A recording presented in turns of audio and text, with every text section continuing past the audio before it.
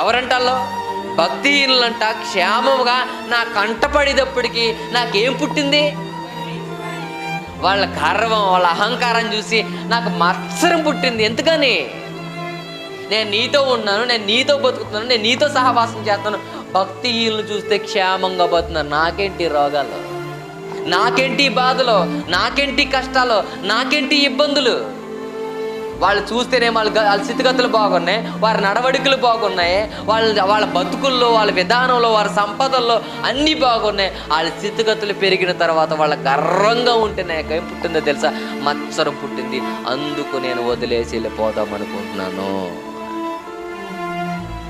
పాపం పోవడానికి వచ్చావా?